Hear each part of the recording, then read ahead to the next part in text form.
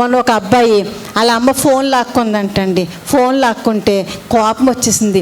ఏం చేయాలో తెలియక ఫోన్ లాక్కున్న వాళ్ళ అమ్మ మా అబ్బాయి ఫోన్లో ఏం చూస్తున్నాడు అని చెప్పి ఫోన్ చూస్తూ ఉందంటండి. నా చేతిలో ఫోన్ లాక్కొని నా ఫోన్ నువ్వు చూడడం ఏంటని చెప్పేసి బ్యాట్ ఉంటుంది కదా ఏంటండి, ఆ బ్యాట్ ఇచ్చుకొని తల పగిలిపోయేలా కొట్టాడండి. ప్రియదేవుని బిడ్డలారా, ఈ మధ్యకాలంలో ఒక వీడియో వైరల్ అయ్యిందండి. Teacher phone లాక్కుందండి.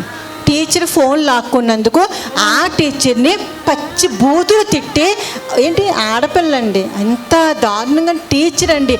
గురువుని ఎలా చూసుకోవాలి? అసలు మన కాలంలో మన టీచర్లకి ఎంత భయపడేవాళ్ళో ఇప్పుడు ఎలా ఉన్నాం?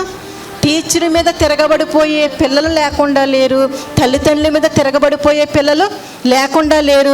ఫోన్ ఉంటే చాలండి, ఇక తిండి తిప్పలు అన్నీ మానేస్తూ ఉన్నారండి. దేవుడు అంటా ఉన్నాడు, యవనస్తులారా మీరు ఫోన్ చూస్తారో చూడండి, ఏం చేస్తారో చేయండి, కానీ ప్రతి దానికి ప్రసంగి భక్తుడి ద్వారా దేవుడు మాట్లాడుతూ ఉన్నాడు. నువ్వు చేసే ప్రతి పనికి దేవునికి ఏం చెప్పుకోవాలి? లెక్క చెప్పుకోవాలి.